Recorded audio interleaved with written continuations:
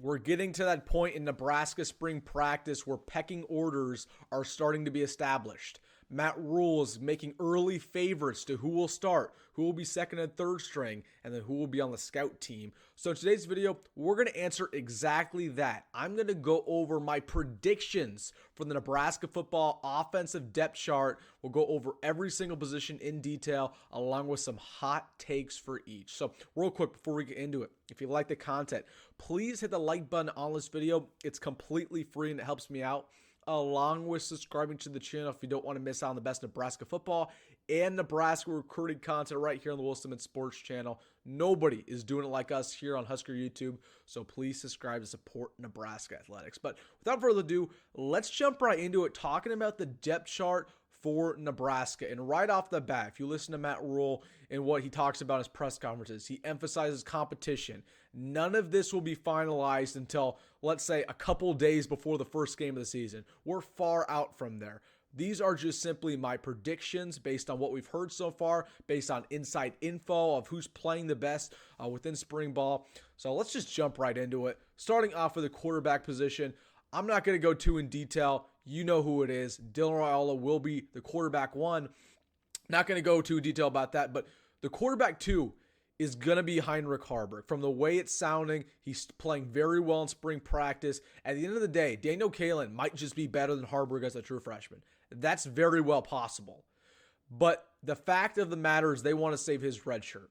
And Heinrich Haarberg is a good enough backup where they're just going to have him be that for 1 year, and then we'll slide Kaelin into that role next year. So I know a lot of people are speculating whether or not Kaelin will actually be a true backup. No, they're going to try to preserve that red shirt as long as possible. Expect Haarberg to be our backup. Now, Haarberg's a lot improved from last year. Last year, obviously, was awful when he started, when he played, was one of the worst quarterbacks in all of Power 5. Now, he's getting a lot better. I don't think he's going to be one of the better backups in Power 5 still. But again, a lot better from where it was last year. But you feel good about Dylan Raiola as your quarterback one. So that's kind of the basic, right? Everybody's predicting quarterback along those lines.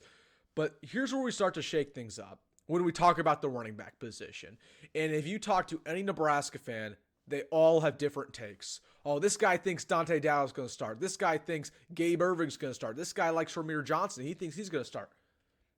Actually, none of them is going to start. Emmett Johnson will be your guy for Nebraska, third-year player out of Minnesota who played very well last year when he started. People didn't give him enough credit. And it's already being noted that in spring ball, he's been the biggest, he's been the fastest, he's the most athletic running back, and the fact that he's healthy and been healthy his entire Nebraska career, that's only going to mean dividends. So he's our running back one. Let's look at the rest of the depth chart, though, for the running back spot. Gabe Irving is going to be your running back two. Again, it just goes down to consistency. He's been banged up in his career, but when he's played, he's been very good. Now, running back 3 and running back 4 are kind of coincided because, let's be real, it's going to be Dante Dowdle or Ramir Johnson, but they're completely two different running backs. Ramir Johnson is your third down running back, basically a wide receiver / running back, a guy who can block as well. And then we talk about Dante Dowdle. He's a short yardage running back, a bulldozer type of guy. So really, Dante Dowdle is more of your short yardage running back. You know, you need a couple yards. More of, you remember Yant. Yeah, Jack Kazzy Yant. Excuse me, I definitely butchered that name. He was here a couple years ago. Big running back, fan favorite. That's what Dante Dowdle is going to be, basically a short yardage back when you're at the goal line.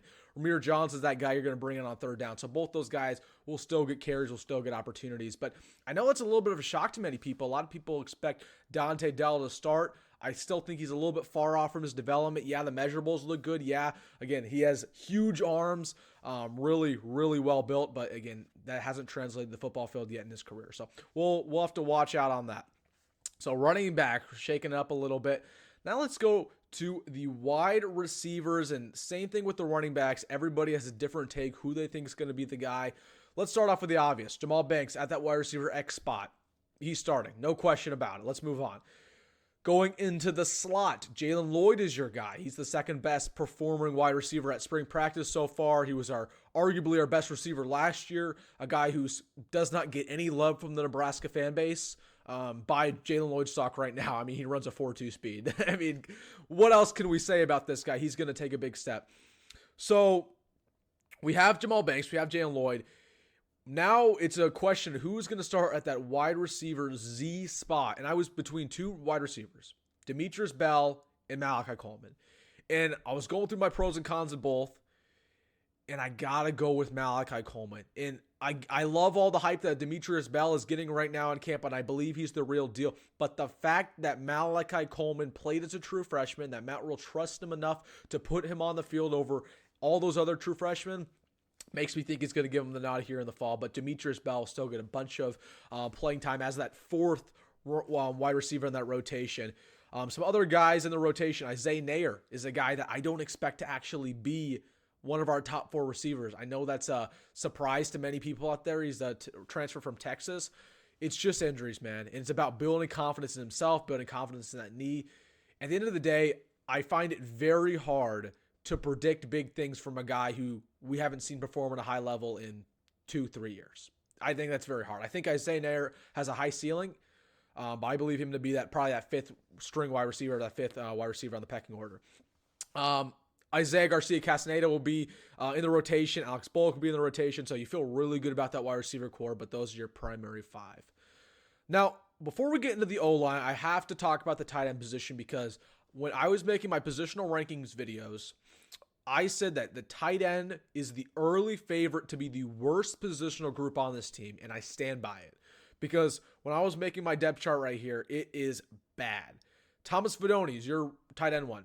And I love Thomas Fidone, and he's super talented.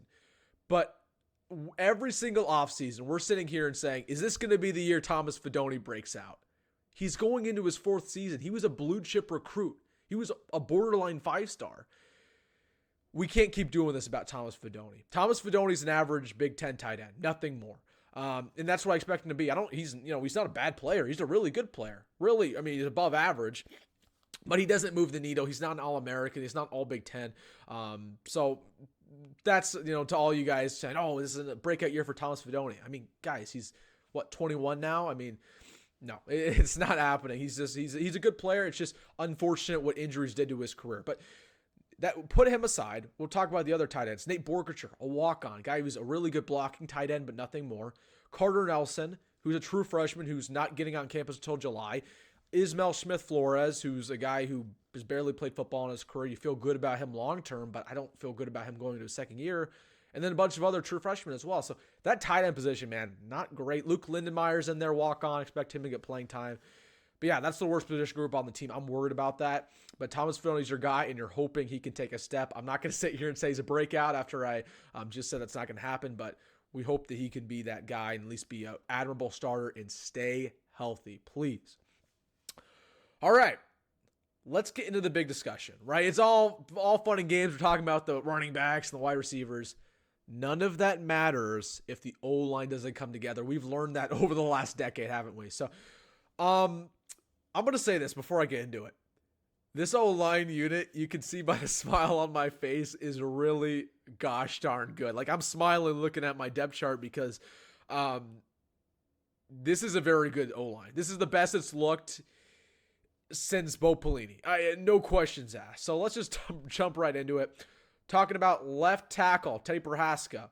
Left guard, Justin Evans-Jenkins, who does not get nearly enough love, but he was our best O-lineman last year, game after game, and he was a guy in the 2nd season. He's going into his 3rd season. That's how good Justin Evans-Jenkins is. Ben Scott, who was our 2nd best O-lineman last year, at center. Henry Latufsky at right guard. I project him to start. He'll finally be a day 1 starter. Really good player. And then Bryce Benhart at right tackle. I know a lot of people don't like Bryce Benhart, but let's give the man his credit. He had probably our 3rd best performance out of any O-lineman last year. And the jump he took from 2022 to 2023 was out of this world. If we can see another jump like that, we're talking about an all Big Ten player. That's how good Bryce Benhart could be. That was really encouraging.